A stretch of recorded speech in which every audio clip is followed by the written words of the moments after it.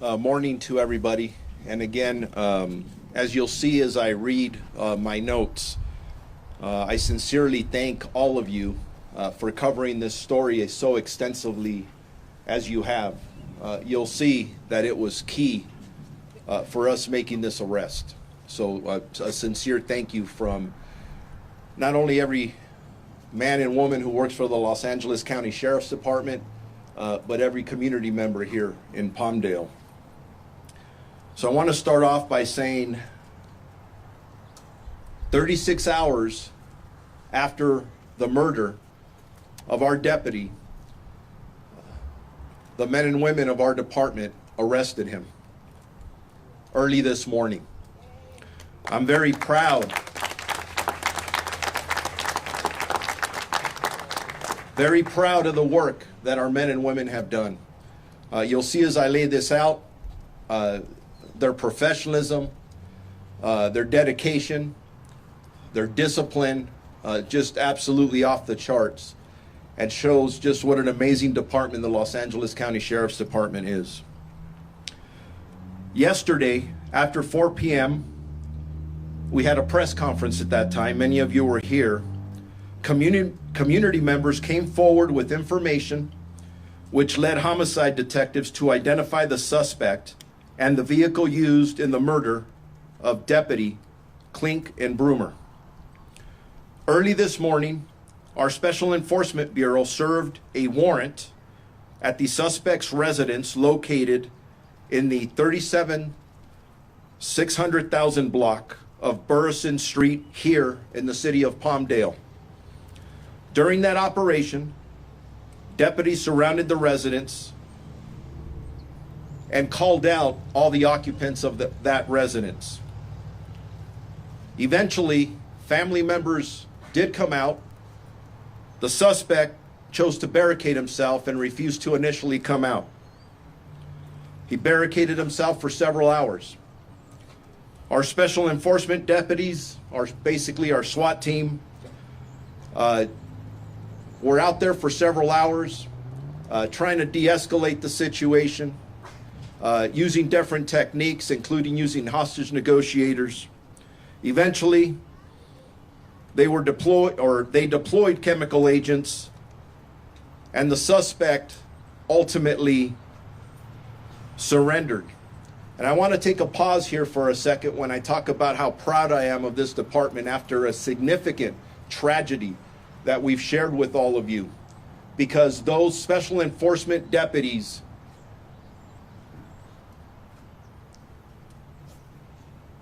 took the time to try to de-escalate this and take this individual peacefully into custody when they knew that our deputy was not afforded the same opportunity. He never gave our deputy a chance. But yet our men and women gave this individual a chance to take him into custody peacefully. That's the difference between professionals and individuals out there who are targeting not only community members, but more importantly, law enforcement out on the street. Investigators recovered numerous firearms and the vehicle of interest that was depicted in the flyer that we put out yesterday, our press conference. I want to stress that our investigators are still actively working this case. There's more information that we probably don't know at this time. Every piece of evidence, everything we have will be analyzed. And I do want to stress to our community that although we are extremely confident that we have the right person in custody, I am still asking people to come forward and give us any piece of information that they believe that they have. Why? Because the arrest is only one part of this. We have to get this individual prosecuted now to the full extent of the law. And we need the public's continued help and support in doing that. The suspect was arrested and transported here to the Palmdale Sheriff's Station pending further investigation. The suspect has been identified as 29-year-old Kevin Gatiano Salazar of Palmdale. I would also like to emphasize that Ryan's partners, the deputies that serve this community here out of the Palmdale Sheriff Station, were involved in this investigation, leading to the arrest of this suspect. And we believe at this time there are no other suspects involved in this incident. Homicide investigators will be presenting this case to the Los Angeles County District Attorney's Office for their filing consideration. I have personally spoken to the district attorney this morning, and he assures me that they will aggressively pursue this case based on the factors that you know of today. I want to take a second to thank our community members here in Palmdale. You have been with us from the very beginning.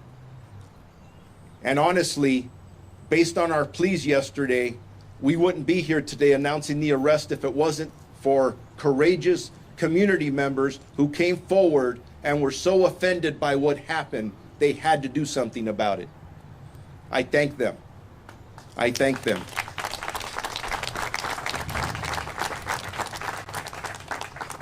The entire Antelope Valley community assistance played an instrumental role in gleaning information leading to the identification of this suspect. And again, we're extremely grateful. But here's the thing.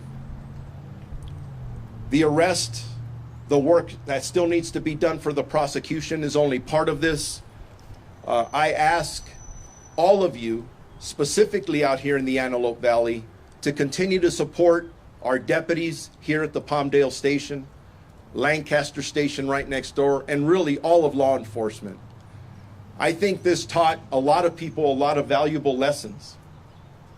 For our deputy left this station in uniform to serve, and he was shot and killed.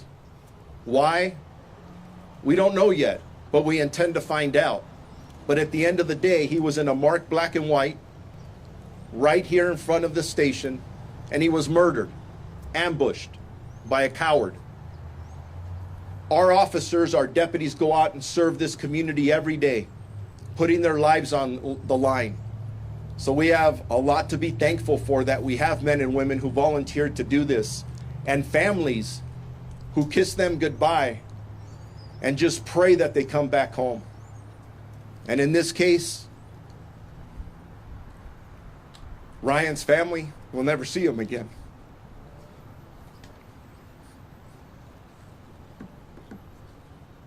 Excuse me.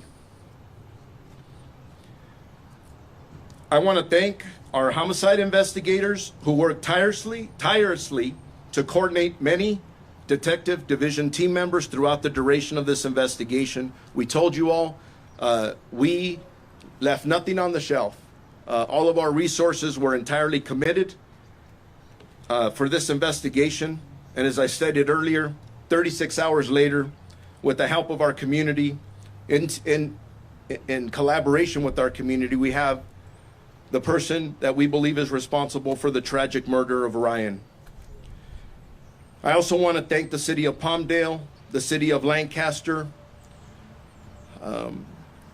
Supervisor Catherine Barger, who has been with us from the very beginning, and as you know, offered a significant amount of the reward, along with our officials from Palmdale.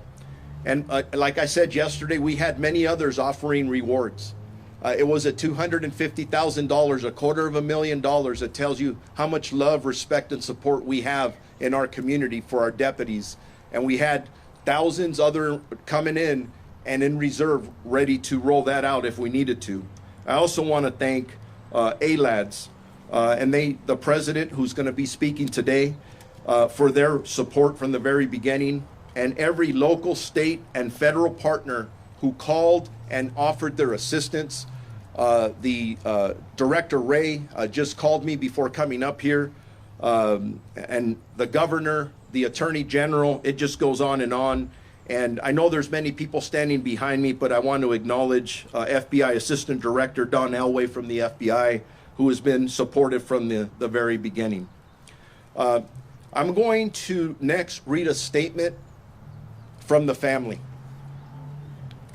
And after that, I'll turn it over to the other speakers, and then I will come back up to answer any questions that you may have. Before I start reading the statement, though, I want to emphasize to our partners in the media, you are partners. We wouldn't be here announcing this arrest if it wasn't for your assistance. But I respectfully ask that you give the family privacy. They have asked for it. We have had people trying to contact them at home. They need privacy. They need time to grieve. And they're grieving. This is a statement from the family. Our son Ryan was a dedicated, hardworking deputy sheriff who enjoyed working here at the Palmdale station. He was proud to work along the side of his partners that he considered brothers and sisters as he sacrificed daily to better the community that he served. Ryan made the ultimate sacrifice in doing so. Ryan was recently engaged to the love of his life. As our firstborn son, Ryan will be greatly missed by his family, friends, and the Sheriff's Department as a whole. Please keep Ryan's family, friends, and colleagues in your prayers, and respect everyone's privacy during our time of mourning. Thank you from the bottom of my heart. The Clinkunbroomer family. Thank you very much. And with that, I'm going to turn it over to the next speaker, our supervisor, who I thank a whole lot for her support. Thank you. Thank you. Thank you, Sheriff Luna. And what I will say is what a difference a day makes. First off, I want to congratulate the Sheriff's Department team for apprehending a person of interest quickly. We have the best and the brightest working. And last night I had the honor of meeting some of them, and I knew they were going to catch the suspect. They did the job quickly, and they did the job well. This is proof positive that LA County has the finest men and women working, not only within homicide, but the rank and file. And so I want to personally thank each and every one of them. I know many have been up here covering from other stations to support their brothers and sisters. Ryan's loved ones in the community at large demand and now deserve answers. Why was Deputy Clinkunbroomer murdered? Who was involved? And what is their background? I am determined to obtain those questions quickly, as are our law enforcement partners and supporters who won't rest until we get the answers we deserve. Crimes like this, though, don't happen in a vacuum. We need to have a full picture of what motivated the murder and why this shooting transpired. I want Ryan's killer to be prosecuted to the fullest extent of the law, and I'm really happy to hear that the DA is committed to upholding the law on the books. You have my word that I will not rest until that happens. We need to send a clear message that this type of cowardly attack is not going to be tolerated, not here in the Antelope Valley, nowhere in LA County, quite frankly, nowhere in California. It shouldn't be anywhere in this nation. This was an attack on the law enforcement community, an attack on public safety, an attack on law-abiding residents of Los Angeles County who believe in and support law and order. We must send a clear message that our LA community is united against this, and we will not stand for this. Again, I commend SEB, I commend the homicide investigators that worked on this, and the men and women who each and every day sacrifice so that we can be safe in our communities. Thank you.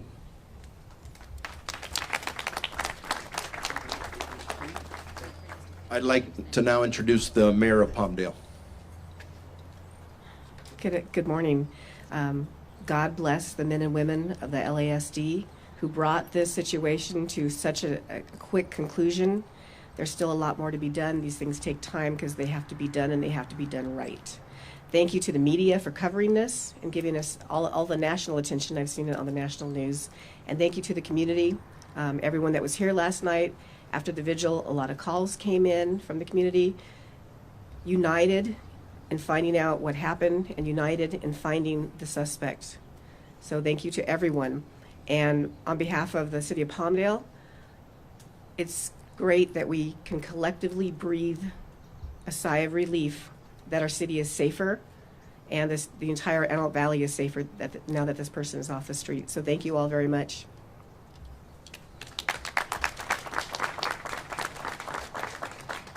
I'd like to introduce our last speaker, which is ALAD's president, Rich Pippin. Thank you, Sheriff Luna. I'd just like to take an opportunity to tell all of you that every day I'm proud to be Los Angeles County Deputy Sheriff. I'm especially proud today. I'm proud of my partners, the men and women in this department, for their professionalism, the skill they showed. What they did here was amazing. To gather this information, identify and locate a suspect this quickly, but perhaps most impressively, to take him into custody without any further harm to anyone, without any further loss of life. It speaks volumes to the kind of people we have here protecting our communities, working for the Sheriff's Department. You will not find a department with a higher level of professionalism than the Los Angeles County Sheriff's Department. In spite of the fact that we don't have some of the resources and funding that some departments do, our men and women are our greatest asset, and they showed that, I think, out here over the last couple of days. I think all of you, in spite of what the critics might say, should feel very comfortable knowing that you have these kind of people protecting your communities. We now wait for George Gascon, the district attorney. We expect that he'll do what he assured Sheriff Looney he would do and make sure that this does not happen to another family. As for the Clinkunbroomer family, as you heard, they're still mourning. We're grieving with them. Please, thank you for all the support, the kind thoughts, condolences. Please keep them in your thoughts and prayers and continue to support them at this difficult time. Thank you.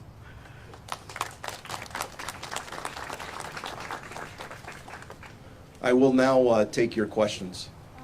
Sheriff Wilcar with ABC News. Do you believe that this is a random attack?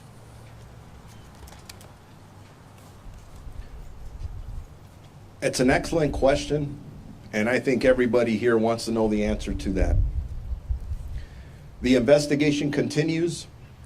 I have no doubt that our homicide investigators will get to the bottom of why something that makes absolutely no sense occurred. As I stated earlier, our deputy was in uniform, in a marked black and white police vehicle right in front of the station. Why he did this, I have no idea. Was he targeted?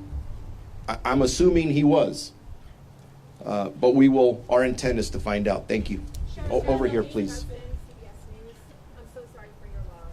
You shared that touching statement from his family and that Deputy Clinkunbroomer was a third generation to serve this community. Can you share more about the dedication that not only he had but his family? His family is amazing. And you said it, 3 generations. I had the pleasure of meeting his grandfather who served, rose to the rank of captain here at the Los Angeles County Sheriff's Department. His father retired as a lieutenant several years ago. To listen to them with the pride they have, not only in this department, but this profession, and they were about service. And Ryan was no different than they were. And I'm really hoping that we as a community learn to appreciate how we get people who volunteer to do this job and put their lives, their physical harm and mental harm on the line every day, 24/7. Even though we have people grieving, I've repeated this, they're still out there handling 911 calls. You have police officers and deputies doing this across the country. We share this information with them. And it gets just a little harder for a family member to say, please be safe tonight, and I hope you come home. Sheriff, did the suspect confess? Our investigators continue their investigation. The interview process is all part of it. A lot of the detailed information that I know, they're all good questions. We probably will not share that level of detail until we get to court. Why? It's not because we're trying to hide information. At the end of the day, our job is not complete until we get this individual prosecuted to the full extent of the law. And at the right time, we will present the appropriate evidence to make sure he will never see the streets anywhere out here again. Sheriff, what is your comment, NBC News? How does Salazar's mental health play a role in the shooting? I don't know. Again, that's all part of the investigation. We're going to look at every angle. We're going to work with the prosecutors. We'll work with everybody we have to as we move forward. And whether mental health is a factor or not, think about this. If I had to go to your family and tell them that you were not coming home and you were just murdered, does it matter what the person was thinking or their condition? Sheriff, can you tell us about any past encounters with LASD? Did he have any past encounters with LASD? Is he known to the department? Those are things that we're still looking at. We'll have answers for that later. Sheriff, is it extremely confident in the character? Based on the debrief with our homicide detectives before coming out here, I feel extremely confident that we have the right person in custody. I'm going to leave it at that. Let's go over here. Was anybody else in the car with him? And you said family members were coming out of the apartment. Were they involved at all? Have they been arrested for helping him? We've had one arrest. That's a suspect I named. This is still a very fluid investigation. There could be other arrests, but for right now, we believe we have the murderer of our deputy in custody. Was he still there in the car?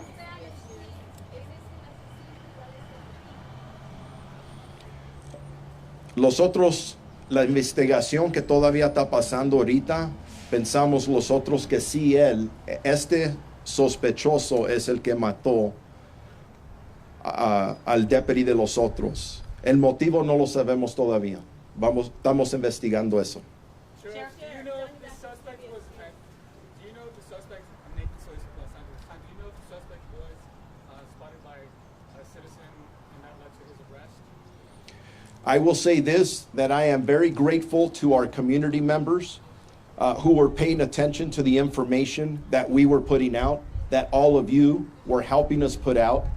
And based on the information that we were collectively putting out, including the flyer of the vehicle of interest, that was key at this point, leading our detectives to this suspect. Sheriff, going back to CBS News, you say you have a suspect. You're pretty sure that this is the right person, but is there still a fear that other deputies could be targeted? Regarding this individual that's in custody, not by him, but as I stated earlier, every person who dons this uniform on in this department and across the country, unfortunately, that is a reality. And the statistics prove it because we have had several deputies or police officers shot throughout the United States. I get daily notifications of tragic incidents of people who volunteer to serve their community who are attacked. Is it something that is always on our mind? Absolutely. We train for it. We try to prepare for it, but honestly, we're human and nothing prepares us specifically for what just happened the last several days. Sheriff, what kind of guns did you find in the house? We did find several firearms, and again, with all due respect, as this goes on, I don't know if I'll clarify it before we get into court, but we did recover firearms. Do you believe the suspect was going to target any other members of law enforcement? That's still under investigation. Sheriff, have the suspects been involved in a road rage incident previously?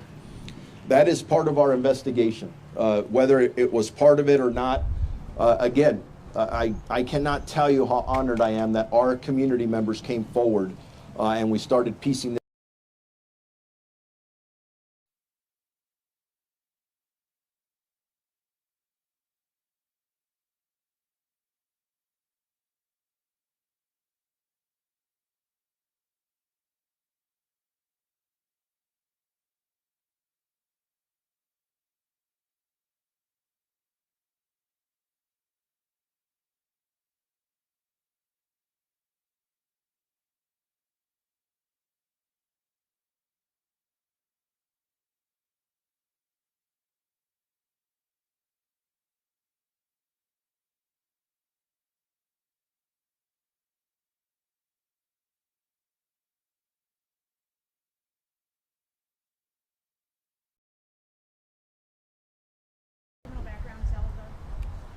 To our knowledge, no.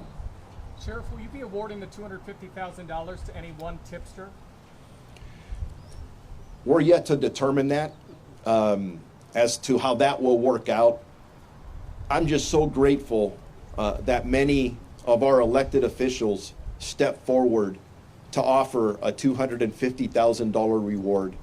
To me, that speaks volumes about their support and us working together. Did that play into this? I don't know yet. At the end of the day, I'm just happy to report that we took an extremely dangerous person off the street.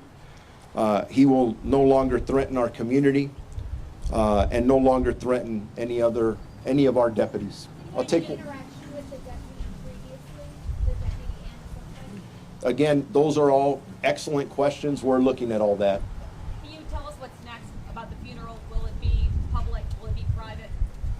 Those are all details that are still being worked out. As you can imagine, dealing with our family as we're wrapping our arms around them, trying to deal with the grief, but then trying to do whatever we can to honor our deputy to the fullest extent that we can. All the details are still being worked out, and as soon as we get them, we'll be able to provide them. Thank you. Thank you. The suspect was at the vigil last night. I'm going to go here in the center, over here. When did you finally come out? You were there for about 4 hours, right? I'm sorry, can you repeat that? What made him finally come out? I mean, you were there for 4 hours. I'm trying to understand your question. What made you? No. What made him finally come out? No, I You were heard. there for hours. Yes, ma'am. I heard your question. I'm just trying to process it. Okay. I'm processing it because if hypothetically, if we would have gotten there, and in 15 minutes we would have had a deadly confrontation with them, we'd be having a completely different conversation right now. So I'm pausing and I'm going back to the fact that we, as a department, our Special Enforcement Bureau deputies were so professional in giving the suspect adequate time to surrender peacefully. In many of these occasions, we're trying to de-escalate. The majority of our Special Enforcement Bureau callouts end peacefully. A lot of that determines of the actions of the suspect. But I'm going to repeat this. Our deputies gave this suspect an opportunity to peacefully give up. That is not the right that was afforded to our deputy 3 days ago out here across the street. Sorry if I sound passionate, but I just sometimes don't understand. You got to ask questions. I respect that, but there's a balance to this, a balance. Okay. With that, and thank you.